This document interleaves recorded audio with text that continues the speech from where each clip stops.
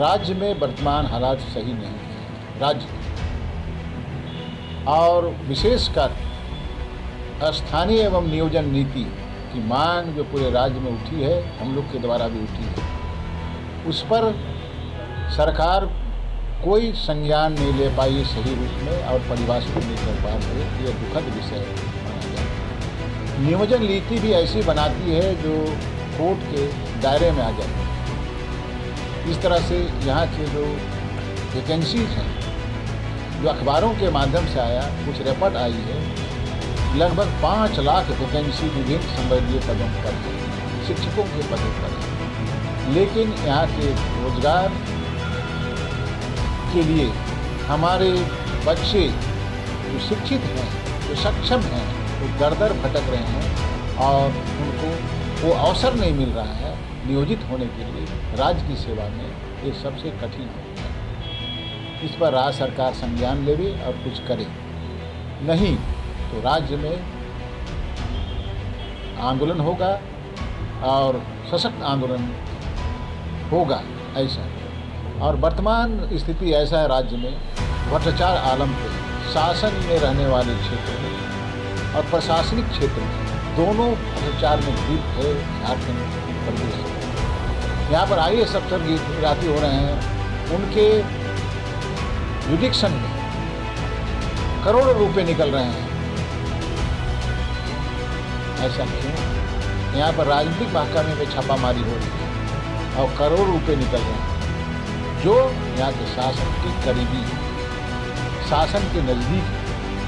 वैसे में राज्य की बदनामी हो रही है, राज्य में भ्रष्टाचार हावी हो रहा है और इससे जनता त्रस्त है। हर महकमे के लोग त्रस्त हो गए हैं। कोई भी काम बिना पैसे का 1 इंच नहीं आगे बढ़ता है। इस दशा से कैसे निजात पावे, हम लोग का एक विजयों का चिंता है। राज्य कैसे बचेगा, ये चिंता है। बदनामी अलग बात है, राज्य की बदनामी हुई है। आप देखेंगे कि पिछले कई महीनों से आपको यहाँ पर घर नहीं बना सकते, बालू नहीं मिल रहा है। आज बालू नहीं मिल रहा है, दूसरे पदार्थ नहीं मिल रहे हैं, जिससे ईंट बालू को नरेगा जैसा इम्पोर्टेंट योजना जिसमें रोजगार गारंटी की बात कही है लोकल लेवल पर, गांव से लेकर शहरों पर जीविका निर्धारित है। उसमें जो बनने वाले मकान, चाहे कोई स्कीम वगैरह सारी पेंडिंग हो, राज्य सरकार के नहीं बने। सरकार की नीति क्यों ऐसा है, ढुलमुल नीति क्यों है? प्रचुर मात्रा में राज्य में बालू है, लेकिन वह आज तक लोगों को मुहैया नहीं है, प्रचुर मात्रा में है। सरकार उसको टेंडर नहीं कर रही। क्या वजह है, ये भी जानना है। खनन विभाग में आप देख रहे हैं कि खनन विभाग में सारा खनन पड़ता सब बंद और इसमें क्वेश्चन कर दिया ईडी ने छापा। और ईडी में जो बातें आ रही हैं, करप्शन, यहाँ बड़े IAS अधिकारी पकड़े जा रहे हैं, यह हम लोग के लिए, राज्य के लिए दुर्भाग्य की बात है। इसको कैसे कंट्रोल करेगा राज्य सरकार, ये जनता का कंसर्न है, हम लोग का भी कंसर्न है और ये कंट्रोल होना चाहिए। झारखंड बदनामी के प्रकार आया है। यहाँ की राजनीति दुरुस्त नहीं है, ऐसा हम लोग सोच।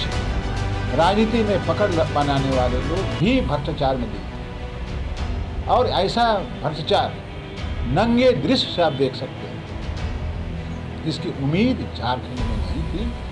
पूर्ववर्ती सरकार में भी ऐसा नहीं हुआ, लेकिन वर्तमान सरकार के दायरे में इस तरह की चीज़ें होती। शासन प्रशासन, ये हम लोग की चिंता का विषय है।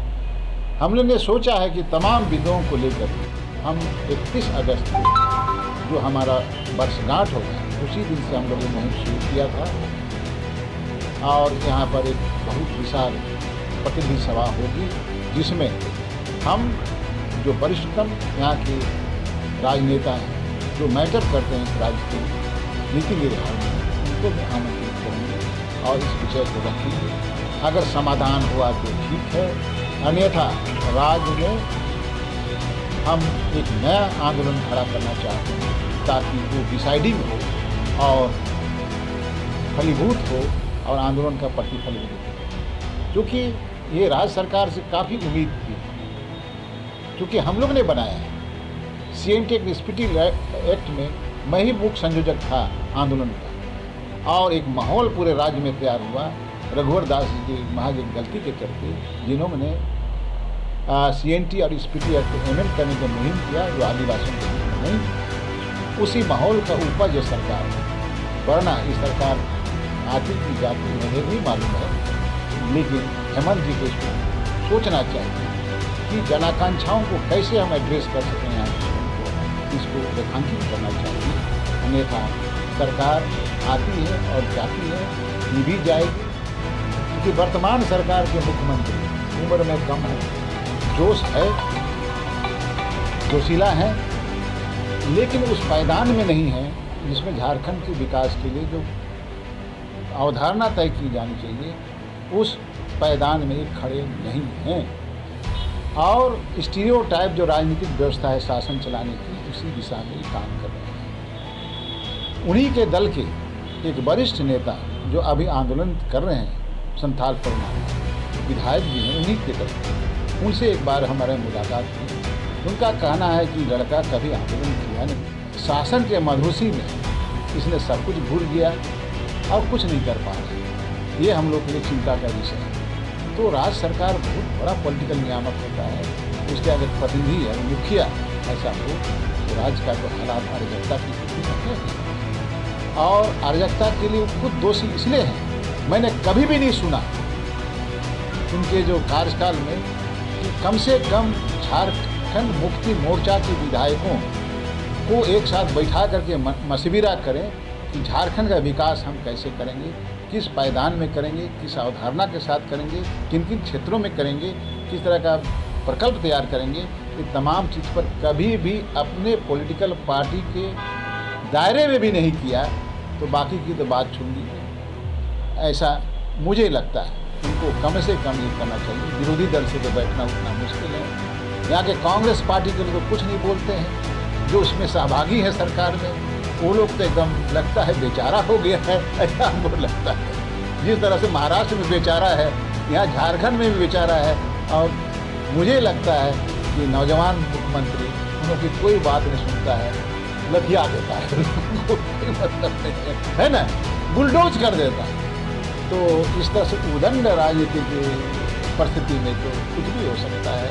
मुझे लगता है परसेप्शन सरकार के विषय में सबों का है कि यह नौजवान छोकरा मुख्यमंत्री सही रूप से सरकार को नहीं चाह पा रहा है, और इसमें भ्रष्टाचार काफ़ी अनकंट्रोल्ड हो। लगता है किसी का पेट राजनीतिक लोग का नहीं भरेगा। कब भरेगा तब हम लोग शांत होंगे, कब नहीं होगा। अब इसका लाभ आपको प्रशासन के लोग जो IAS अफसर होते हैं, UPSC से सेलेक्ट होते हैं, राज्य का सब देश का सर्वोच्च प्रशासनिक सिलेक्शन में आते हैं, वो लोग भी अरबों करोड़ों करने की दिशा में काम कर रहे हैं। बहता पानी में हाथ धोने में मशगूल है। ये तो वही लोग कंट्रोल करता है, लेकिन वही लोग वो शासन के दाहिने हाथ हैं आज के डेट में। और यहाँ के आदिवासी मूलवासी जो IAS अफसर पदाधिकारी IPS, उनको भूसड़ी खेदने को कहावत है, कुछ काम नहीं तुम जाके भूसड़ी खेदो, हम माल खाते हैं। इस तरह का स्थिति है। यहाँ के आदिवासी मूलवासी अफसर जो IAS भी हैं, उनको हाशिए में भेज दिया है। जहाँ काम नहीं हो इस तरह का, 2-3 हैं आपको प्रिंसिपल सेक्रेटरी हैं मुख्यमंत्री के, क्या काम है वहाँ पर? उनको बढ़िया जगह लगाते IAS अफसर है, और कई IAS अफसर है जिनको ऐसे विभाग में दे दिया जाए जहाँ कोई काम सीखेगा कैसे। यहाँ के ब्यूरोक्रेट सीखेगा कैसे, यहाँ के आदिवासी मूलवासी सीखेगा। और अगर पोस्टिंग के लिए कोशिश करता है तो माल चाहिए, क्या माल चाहिए? राजहित में इस तरह की व्यवस्थाएं हो रही है जो बहुत खराब स्थिति है। अभी एक IAS अफसर को परमंडलीय आयुक्त बना के, बहुत सीनियर IAS अफसर, आदिवासी भाई, बहुत सक्षम है, ईमानदार आदमी, उसको फिर श्रम नियोजन में कर दिया। ये नहीं दिखता रहा हेमंत सोरेन।